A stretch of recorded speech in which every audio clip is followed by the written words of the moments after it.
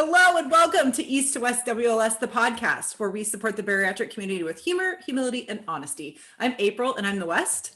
And I'm Jason and I'm the East. Today, we are welcoming a very fabulous member of our community, Miss Colleen. Hi, Colleen. We are so happy that you have joined us today. You have been very open and honest about your shopping struggles as of late. And this month we are focusing on vices. And we all know that we can transfer sometimes our food addiction or tolerance or dependence from one area of our lives to another. And you have kind of discovered that you are doing that with shopping. Yes, I have. Oh, the struggle is real. And I know that you are not the only one on the screen who has been struggling with that. I struggle with it, but surprisingly, Jason does as well. This is not something new for him as well. Yes. Oh, yeah. It's getting out of hand. It's getting out of hand. Well, and what makes this such a struggle is that we have to shop, right? There are very few things that we can get for free in this world. And as our size and shape changes, you need to welcome new clothes into your home. But even if you're thrifting them, or even if you're looking for very inexpensive ways to kind of replenish your wardrobe, it can still quickly become a very accessible and like on-demand avenue that we can get out of our discomfort with. We can just turn to shopping, right? We go to our phones and boom, one-click shopping, so to speak. So it's not difficult to understand how this can quickly become a vice that kind of overtakes our lives in really negative ways. So we know you've been so open and honest about the struggle on your own Instagram feed.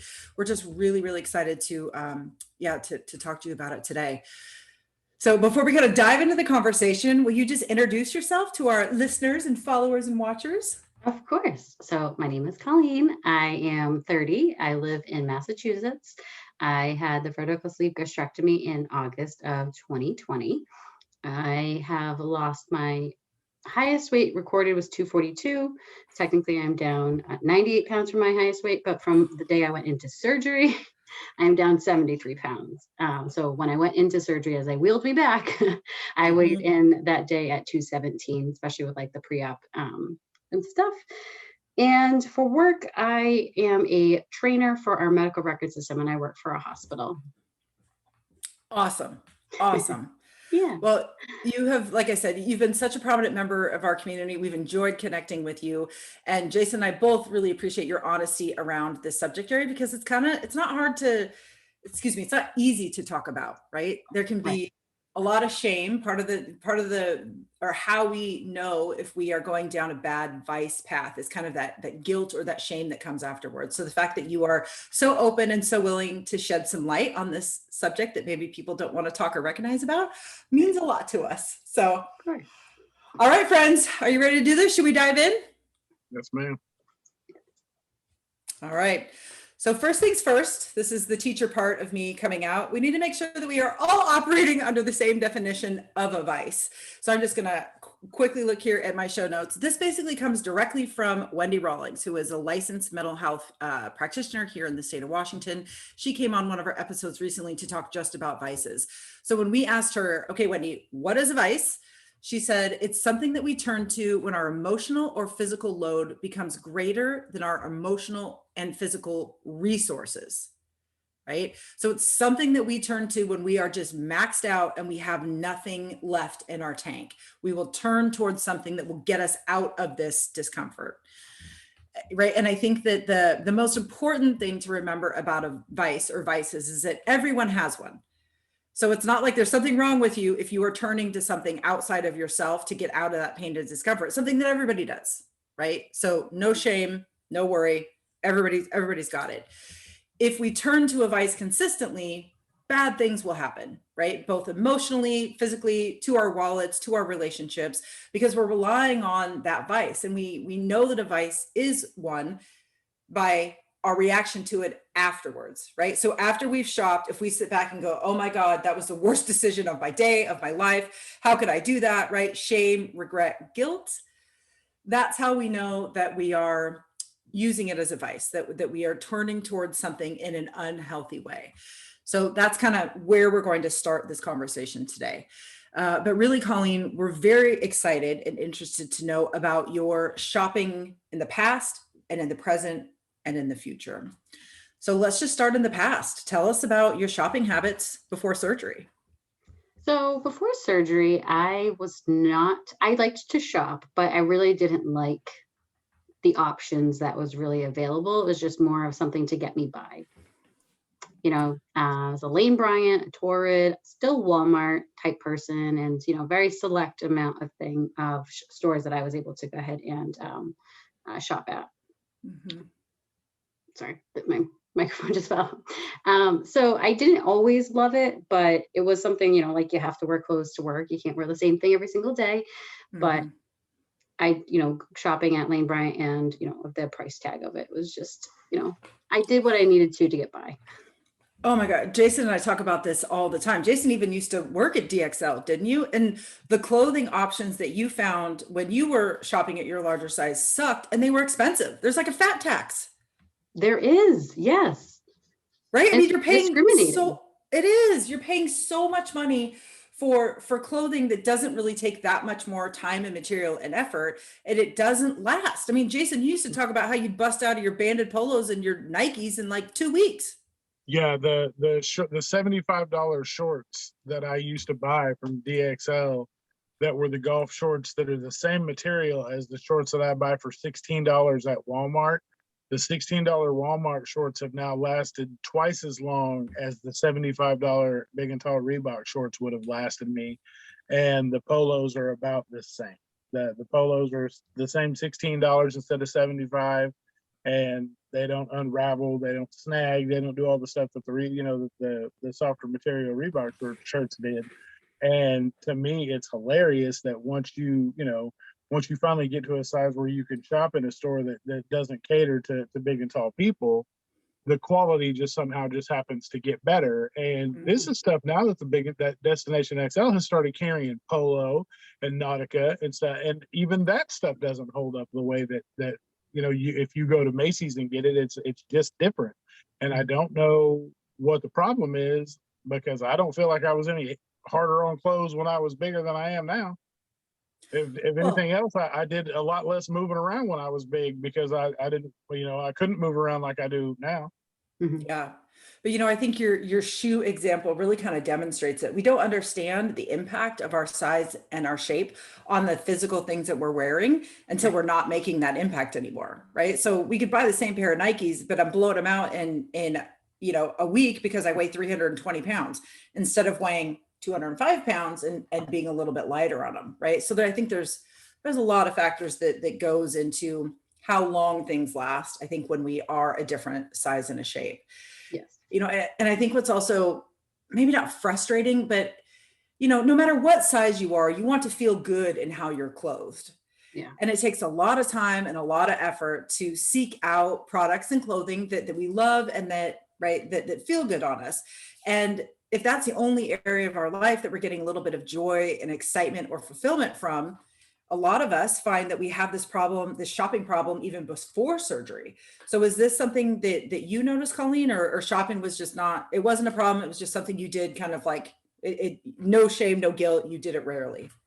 I mean, I did it often, but it wasn't like I was enjoying myself. I didn't have it wasn't a thrill for me to go shopping. It was more of like a kind of like a chore. Like I had to do it because I needed clothes. I'd never felt good in what I looked like. I tried finding like the longer shirts to cover everything and not wear white and not wear like solid stripes and stripes and things. So it wasn't something, it's not that I didn't like shopping. I just didn't have an enjoyment out of it. Like going shopping with my friends and stuff and them being smaller sizes than me, kind of felt me more of an envious situation. Um, so it wasn't that I didn't like it. It was just the fact of it just felt like a chore. It's like something I had to do because I had to go ahead and get clothes for work and stuff. Mm-hmm.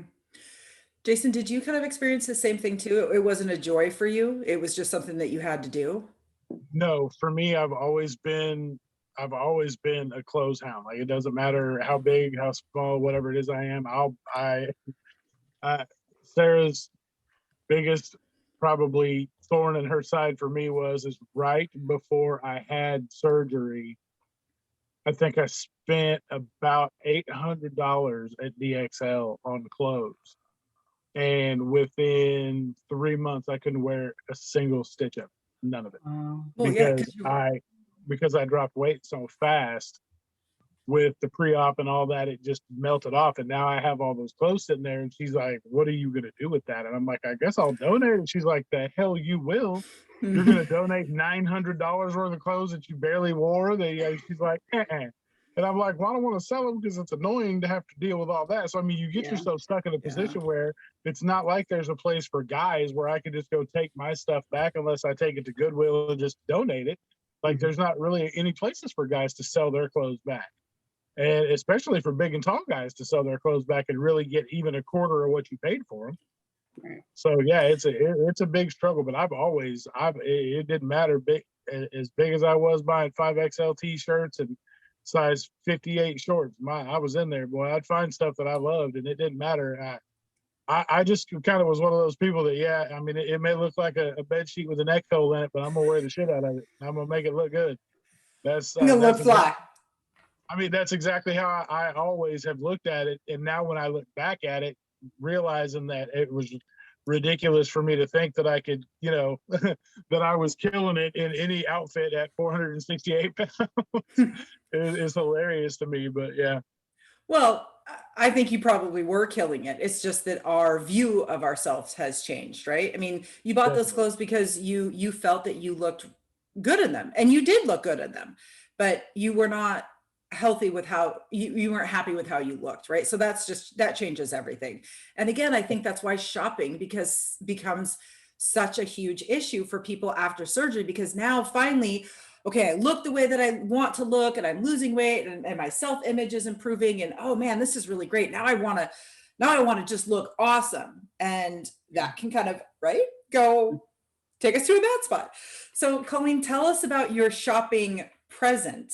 So what has happened between now and surgery where you're starting to realize that shopping is an issue? So it didn't really start until about 2 months post-op. That's when I really was like, okay, I really have to start buying some clothes. And, I just started Walmart and then Old Navy. And I was also getting into the fitness aspect. So I needed workout clothes because I didn't really have much workout gear because I never really worked out before surgery.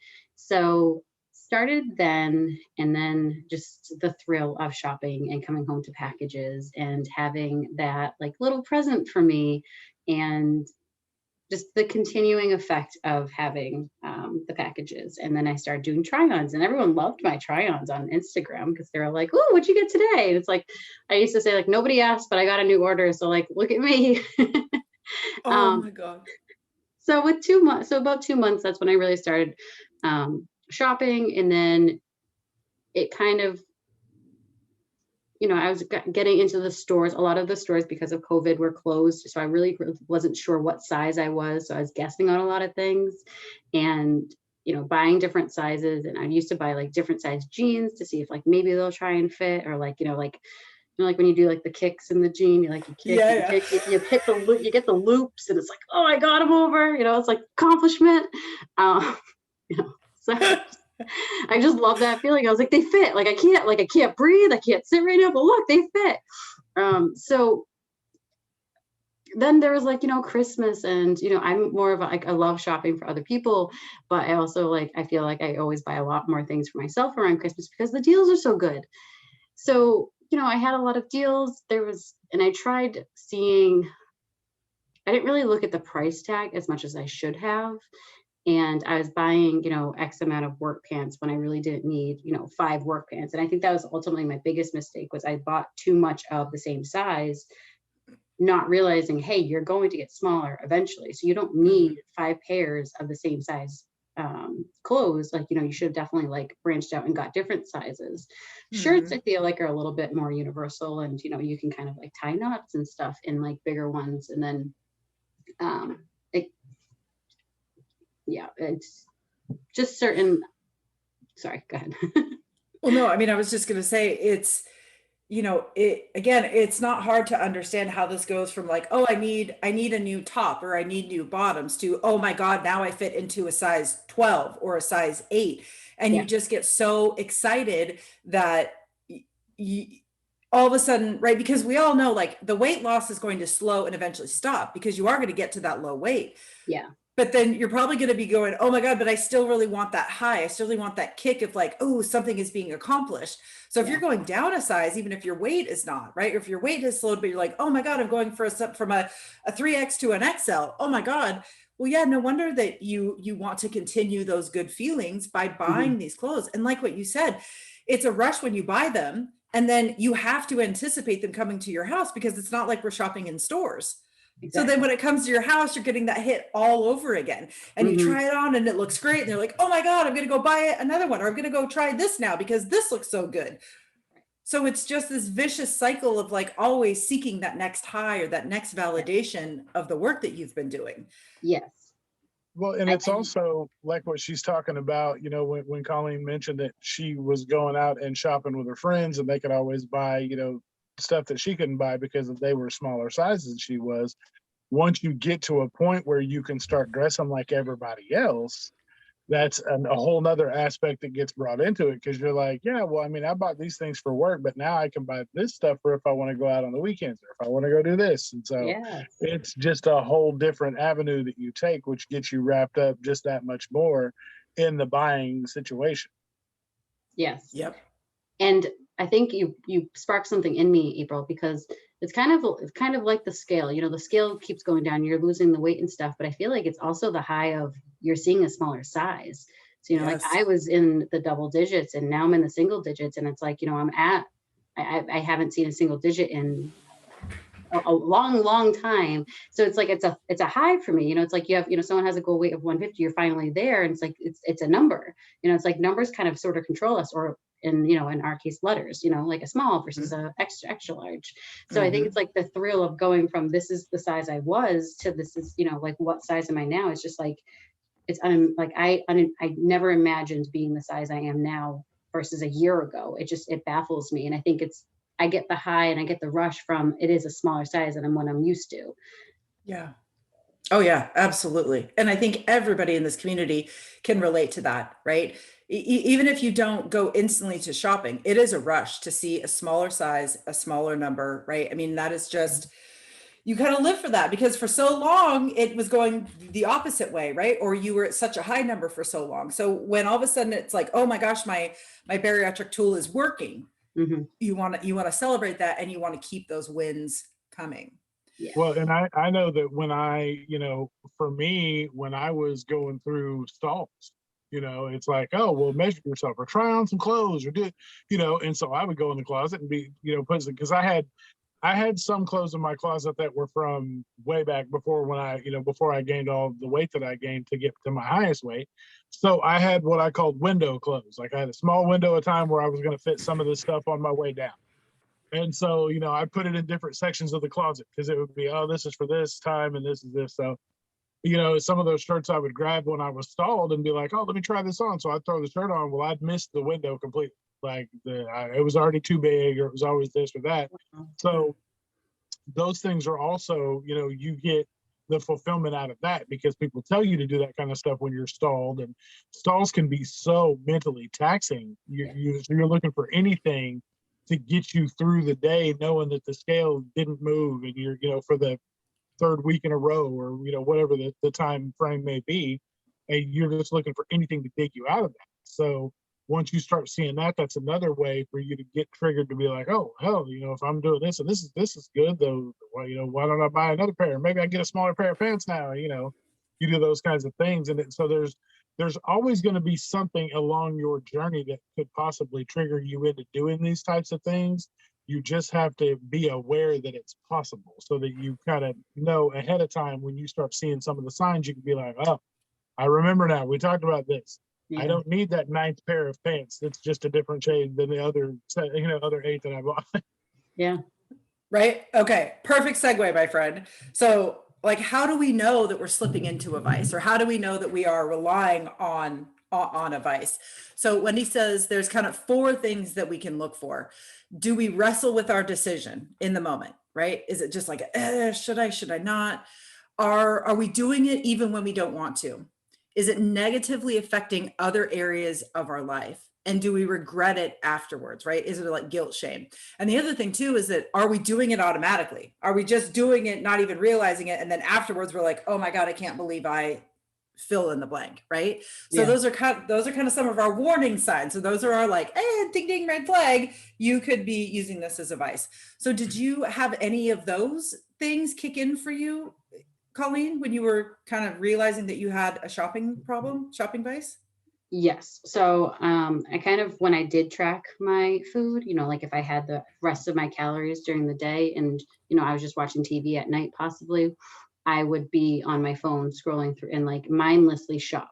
I would always go and just be like, oh, that looks really cute. And then like, you have the influencers and you have TikTok that's like, oh my God, look at like how I was like, that looks so good on you. I was like, that might probably would look good on me. Her body type's the same, like mine sort of like now it is. I could Damn really you, try and walk. TikTok. Yes. Freaking TikTok. God. God. So it's not that it's like I was doing it mindlessly and it was, I think it's just more like I didn't even realize I was doing it. My husband would be like, why are you on your phone? And I'm like, I don't know. He's just like, what am I doing on my phone half the time? I don't even know. It's either, hyping people up or shopping basically, or watching TikTok of things I don't need. And thinking about, with shopping, it was just giving me a comfort. It was giving me like a void that I didn't have, or it was giving me something that I didn't have. And, it became such a joy for me after, because it was just so nice to see things fitting good on me. And I look good. And I feel like before, a lot of the clothes, when you're bigger, you just look like a sack of potato, like a potato sack, it's like, where's the shape? Like I didn't have a shape. My shape was round. And now it's like I have like a figure and I can go ahead and wear certain things and that accentuate my my features and stuff. So yep. Well, and as we learned from Wendy again, right? We turn to a vice when we're feeling blasted, right? BLASTED. And those stand for certain things, like when we're bored, when we're uncertain, when we're annoyed or angry, right? There's so many emotions or so many states of being that can kick us in over to vices. So just the fact that you were like, I was bored, like I needed some validation and I went on my phone and TikTok told me to buy it. So I bought it. Right. Yeah. And you just kind of do that, like, seamlessly. Yeah. So was there a definitive moment when you really, it clicked for you? Oh my God, this is a problem. Yes. So I only have so much money to budget for clothes, and I was leaning towards like, I have till the 15th to pay my mortgage. So, I could buy something else right now, and that would go ahead and, my mortgage would definitely get paid by this date. And thankfully I get paid weekly, because I don't know what I would do with a 2 week, with 2 weeks, 2 weeks versus a 1 week, but try it once a month as a teacher. That's real fun. God bless you for that. Don't even ask me how to budget that. That's wow. You're strong for that. So it was coming to the point of I used Afterpay and Sezzle. Those helped a lot with my shopping because I was able to make payments on clothes. But I mean, realistically, should I have done that? No, but it did let me get the clothes I wanted sooner, even if I didn't have the money. But my aha moment was when I had to ask my mom for help for a bill. And I just felt low and I felt ashamed because I don't like asking for money. I feel like, it was like a dog with the tail in between the two legs. And I just felt like I was a piece of shit. It's like, why can't I, I have a good job. Why can't I afford it on my own? Because I was just having, fun, like swiping mindlessly without physically swiping. I know my credit card number by heart, and that's a problem. Like I don't have to physically go up and get it. So that was the aha moment for me that I can't do this anymore. Wow. Well, and I would like to point out though, I would assume that if you would have had that aha moment before surgery, your response might have been to continue to do it because you would have kicked into that shame cycle. But now that you're after surgery, right, your response was, oh my God, something is wrong. Yeah. And a pause, right? You literally are able to step back and go, what is happening? Why am I doing this? What is the, right? What is the cause? You had these real conversations with yourself instead of trying to find a different way to assuage your feelings of feeling like a piece of shit. I mean, That's huge. That's huge. So when Jason and I were talking about this, I think it was actually with you, but maybe when we were prepping for VBM or for somebody, but I remember Jason, you said that, shopping is kind of like step one on the vice train because it's a finite resource and eventually you will run out of that resource and that can kick you into an even worse vice afterwards. So explain that to us. Yeah, it's just kind of the thing that, like Colleen said, your budget's only what your budget is. Eventually you're going to run out and you can shop to your little heart's content until you swipe and they just say, you can run out of Zezzle, you can run out of Afterpay, you can run out of all those things. And, once you do and you're maxed to the hilt, then you got to start looking for other ways because the shame's not going anywhere. The shame's only going to get worse because now the wheels have come off the wagon and you have to assess the situation that you have now run yourself into a financial sinkhole. And now you got to try to dig your way out. Well, a lot of people don't want to deal with having to dig their way out. So the next closest thing to that's going to be, well, I don't want to think about it. So let me just go ahead and drink real quick. And then I will forget all about it. And then after that you drink and then you get, it's just it's a very slippery slope that you could slide down when it starts with, something so simple as, oh, let me just grab a shirt. And next thing you know, that you could be really, really sliding down the hill real fast. Right. It's this starting with a finite resource and moving it to an infinite resource because there's always food, right? I mean, food is just a part of our lives, but there's also alcohol, drugs, right? There's all these other things that, while maybe not quite as infinite, it's like, oh, that's really bad. If you start with this finite resource and you realize, oh my God, I have a problem, but now I'm so ashamed, and you don't deal with that issue, you could find yourself sliding into one of these other vices that will just kick you back to your old self, to your old habits, to your old ways of doing things. And we have come too far. We have committed too much of our lives to just going back to being the people who we were. And we're not saying this is easy. That's literally why we have this podcast. None of this is easy. None of this is easy, right? We have to have the tools to overcome these vices. We have to have the tools to recognize, oh, okay, this actually isn't helping me. No shame, no blame, just us realizing, oh, okay, I get it now. I see it now. Yeah. Okay, I'm gonna make a different choice. So let's transition to talk about your shopping future, right? Yeah. So you realized, okay, this is a problem. This is not good. This is not who I am. This is not who I want to be. I want to live in my house. I want to pay, right? Like, okay, I want to do things differently.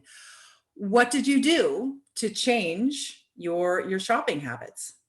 So about at my 7 months, so I'm almost 10 months. That's crazy to say, but about 7 months, that's kind of when the aha happened. And I really sat down and budget and had to really budget and kind of look over my bills. I had to kind of see how much am I actually even spending on food now? Because I kind of didn't do an overall budget after surgery like I should have, not realizing how much am I spending money on protein and, those sort of things. Oh, so yeah. I had to really kind of decipher how much money am I spending on clothes, how much money am I spending on shoes? Because I haven't even bought that like shoes. Like I bought clothes, but I haven't bought shoes, and my feet have shrunk. So I'm just getting by with Walmart shoes that fart at the moment because when I walk, and it's perfectly fine, but everyone just knows when I walk now. Oh, money's coming. It is what it is.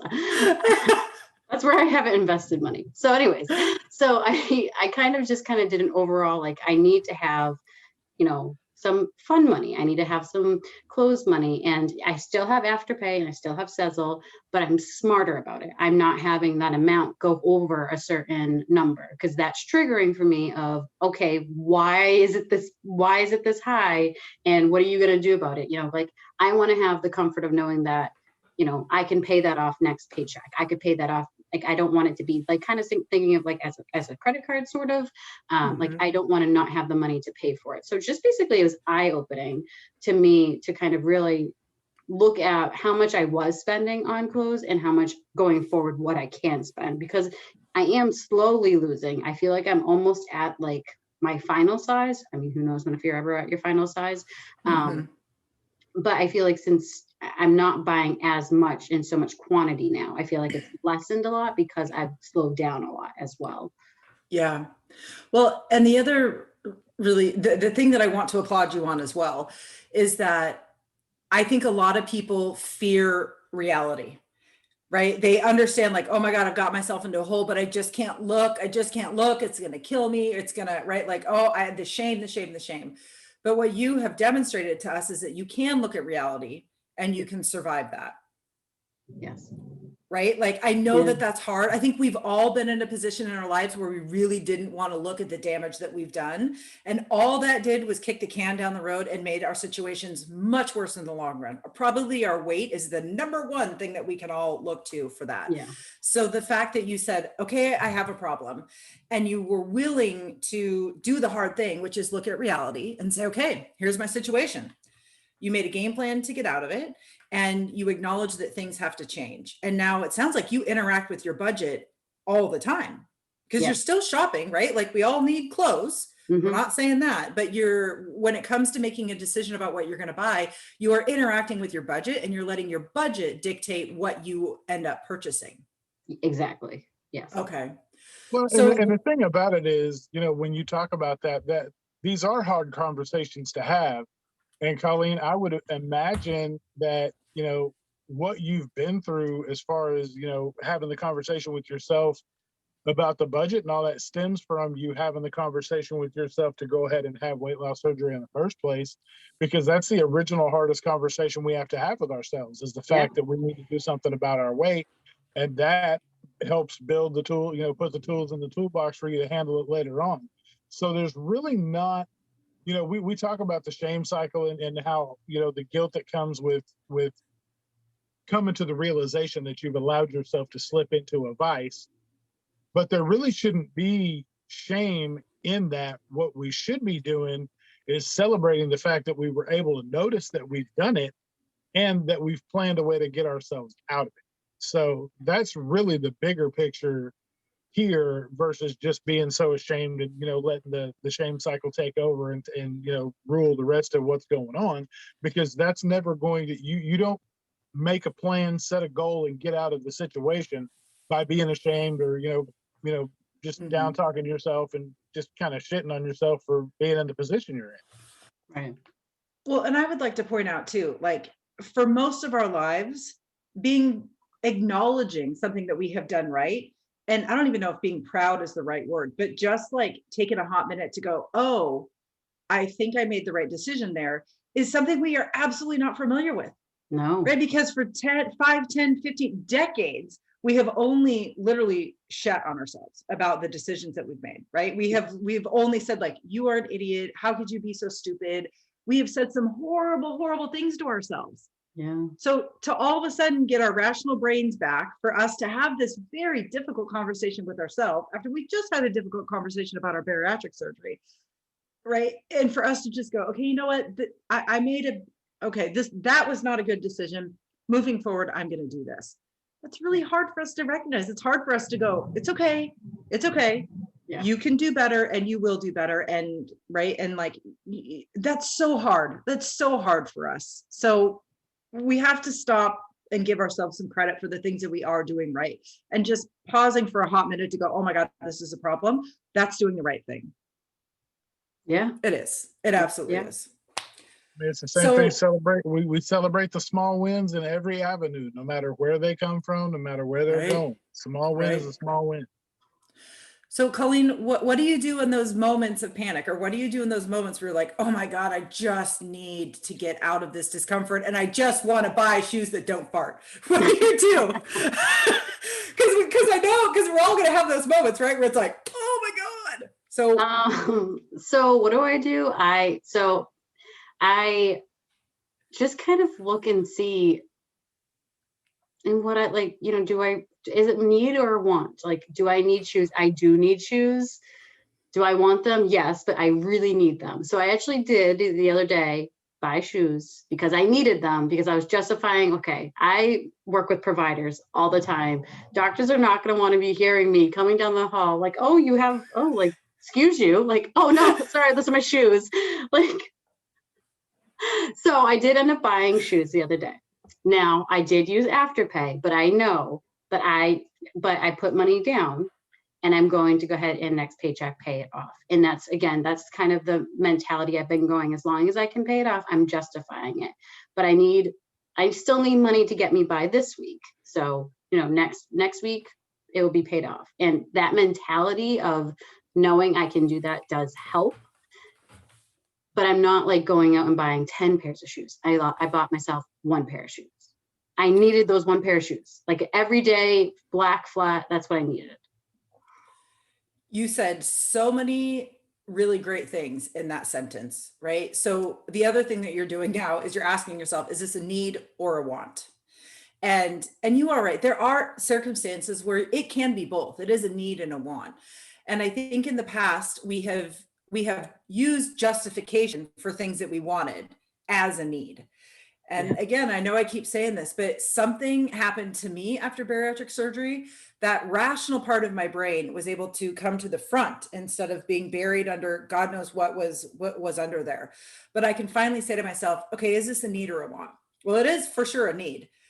It is for sure a want, but is it really a need? And for you to be able to use your rational brain and go, well, no, this is a need because it's for work. I work with providers and I need to be professional and my shoes make noise, right? Like there are legitimate reasons for that. Because sometimes when people say, when I hear the word, oh, I can justify it, or somebody says, well, I justified it. It's like, oh God, that used to be a really slippery slope for me. Yeah. But when you come at it as, no, I need them for work because XYZ, providers, professionalism, that's not something that you can really justify, use as an excuse. That is a legitimate need. And the other thing that you did is you said, I bought 1 pair. I didn't buy 10 pairs in all different colors. I did my research. I made the decision that was best for work, for all these reasons. I bought 1 pair. I consulted my budget. I did use Afterpay, but here's why. I have my payoff plan here and I'm good to go. And I think the biggest indicator that we can use to help say, okay, was this a vice or was this a purchase that you needed? Did you feel guilty after that purchase? No, for once. It took me a while to actually, I was shocked. I did not feel guilty about it because it was that need in me that I needed it. Wow. Well, but the difference with that is too, though, is this was a much different experience for you because you had not only the right mindset going into it, but you had a plan in place. You also had a backup plan in place because not only were you using Afterpay, but you also knew that you had the thing set up to be able to pay it off the next pay period. So, I mean, you had multiple fail safes involved in this and a way different mindset going into it than you did way before when you would have bought, 2 or 3 different pairs. And those are the differences. That's how people can see that you can make these positive changes and it will actually work for you. And not only will you be more comfortable doing these things that you still need to do, but you can do it without overdoing. Yes.